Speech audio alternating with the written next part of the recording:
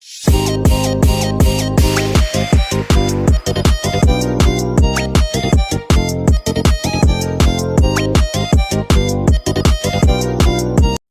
ay, ay, ay.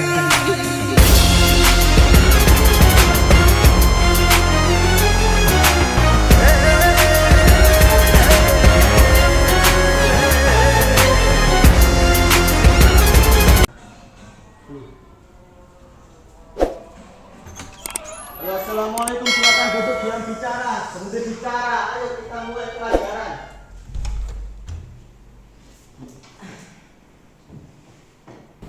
Assalamualaikum warahmatullahi wabarakatuh. Waalaikumsalam warahmatullahi wabarakatuh. Sebelum melakukan pembelajaran, marilah anak baik-baik kita berdoa terlebih dahulu. Doa mulai. Berdoa selesai. Bisa dulu ya.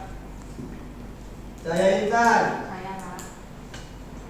Laila Azhara. Hadir Pak. Iftita. Hadir. Win Wahyu. Hadir.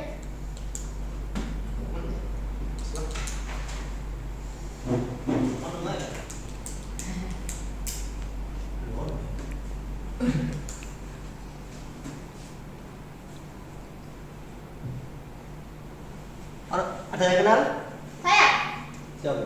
Itu adalah Ibnu Sina. Siapa di sini? Saya. Dia merupakan seorang ahli filsuf. Apa lagi? Saya Pak. Dia seorang tabib Pak. Apa lagi? Seorang matematikawan Pak. Nah, tahu sejarahnya nggak? Enggak Pak. Enggak sedikit.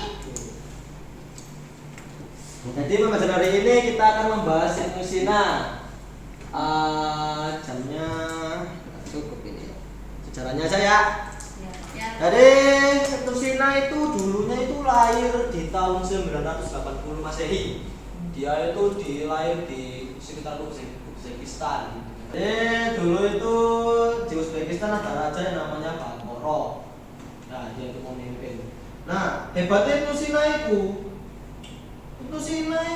sini akeh julukan lho, orang sing ambisian ono wae tapi kalau Ibnu Sina ya saya akeh pernah kenali kan ya.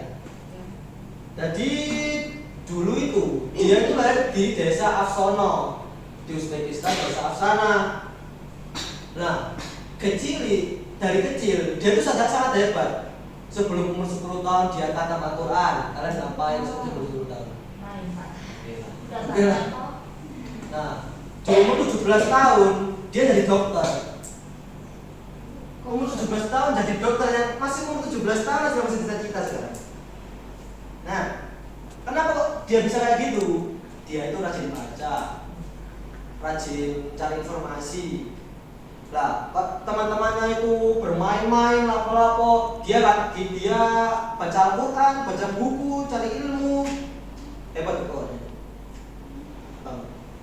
Nah, ada ketika pada saat usia 17 tahun, itu kan belum ada gelar dokter kan dia kan ya. Lah, Raja Bukhara tadi itu dia itu sakit kena infeksi. Enggak tahu gejala apa, tetanus kayak apa kayak. Pokoknya pas saat dirawat oleh Ibnu Sina itu dia tuh sembuh. Dan dia tuh sembuh kayak apa gitu, sulap gitu loh. Busuk paras. Setelah bisa nyembuhin Raja Bukhara tadi ya, Raja Bukhara itu mau berterima kasih kayak gimana ya? Dia itu minta mau hadiah apa? Ibnu Sina itu bukan minta unta, mobil, aerob itu enggak. Dia itu minta akses ke perpustakaan biar dia bisa masuk ke perpustakaan buat baca buku. Ada ya orang sekarang itu pasti minta salah. Nah setelah itu dia kan jadi dokter. Jabatannya jelas, tapi banyak sekali yang iri, jadi timbul fitnah. Difitnah kan ya, habis difitnah apalah gitu ya. Jadi dia tuh kerja lainnya, dia tuh pindah-pindah nomor di hidupnya. Jadi dari Uzbekistan itu tadi mudik kemana gitu, melarikan diri dari fitnah, lalu sama sambil nyembuhin orang-orang miskin gitu kan, dikasih gratis biasanya.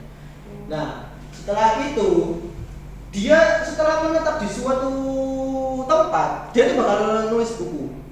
Gak tahu nulis buku apa, nulis buku kecil-kecilan gitu, mulai nulis buku. Tapi hidupnya terus berbeda-beda, biar nggak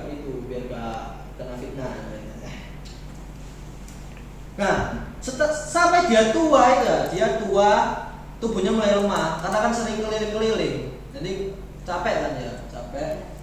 Dia tuh nulis buku terus buat bikin kenang-kenangan. Nah, namun bukunya yang awalnya 470-an itu ya, dia sudah nulis buku banyak. Sekarang tinggal 240.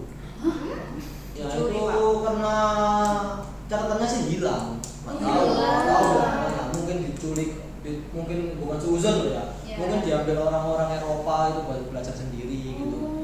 Ya kan dia juga pernah nulis buku yang judulnya Kanon gitu. Itu bukunya Kanon itu jelasin kedokteran juga. Makanya orang-orang Eropa tertarik banget. Bahkan sampai sekarang masih dipakai di kedokteran buku Kanon itu. Wow. Sampai sekarang. Sampai sekarang. Ibnu Sina itu hebat banget dia. Nah, saat tua dia nulis buku Kanon, kasih motivasi atau catatan-catatan kayak jiwa yang melayang gitu. Ya itu hebat banget. Dia tuh meninggal pada usia 57. Orang pintar itu biasanya nggak berumur panjang. Semoga karena kebanyakan orang dulu kan pasti umur 100 ke atas. Iya, jadi orang pintar nggak tahu mungkin kebanyakan stres. Banyak pikiran. Nggak tahu lagi kan ya, pikiran. Betul. Dia tewas di Iran. Banget. Iya. Perjalanan terakhirnya di bulan Ramadan ya mas. Masya Allah. Jadi ya, makanya senang itu karena bukunya sampai di Eropa, dipakai di mana-mana, kedokterannya. Dia sampai dijuluki bapak kedokteran. Wow. Begitu. Kita harus belajar. Iya. Ya bisa kayak itu.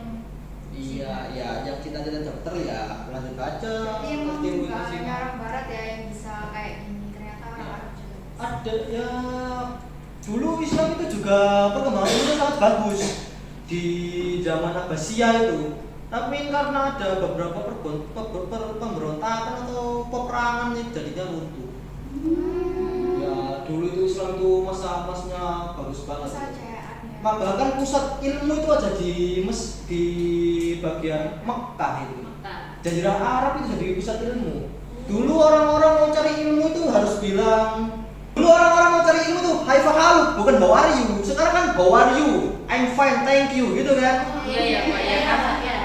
Harus ke Harvard atau ke luar negeri dulu buat cari ilmu yang besar. Dulu itu di Arab. Kurang lebih gitulah. Mungkin Allah sudah menakdirkan gitu biar ada persiapan buat hari akhir gitu. Bahkan sekarang negara yang berisi 2 juta umat muslim aja kayak gini hidupnya Mengenaskan ya Pak ya? mengenaskan banget. Pacaran di mana-mana.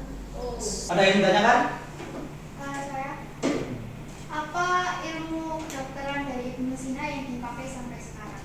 Nah, jadi Ibnu Sina itu orang yang nemuin bagaimana cara menyuntikkan obat di bawah kulit. Nah, suntikan itu pertama kalinya itu Ibnu Sina.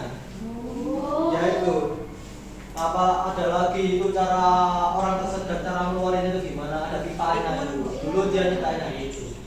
Terus saya mau tanya juga, apa kontribusi Ibnu Sina dalam bidang filsafat? Jadi Ibnu Sina itu ya termasuk salah satu filsafat yang membuktikan keberadaan Tuhan. Sama kayak Syukruddin atau apalah gitu. Dia pokoknya membuktikan keberadaan Tuhan karena dia agamanya juga Muslim kan ya. Selain itu, dia juga kayak mengemukakan bahwa akal itu berasal dari Tuhan. Akal itu dipacar dari Tuhan gitu apa gitu. Dan dengan filsafat tentang kejiwaan. Jadi dia Ya, ayo Bapak, terima kasih. jadi dia itu fokusnya itu di spiritual, filsafatnya di spiritual dan kepercayaan kepada Tuhan, iman. Ada lagi? Cukup Pak, sudah. Hari ini saya akhiri. Terima kasih. Assalamualaikum warahmatullahi wabarakatuh. Waalaikumsalam warahmatullahi wabarakatuh. Terima kasih Bapak, hati-hati. Bayar.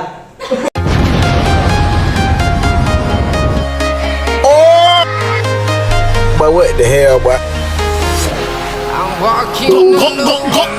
Kameramen sudah capek tuh.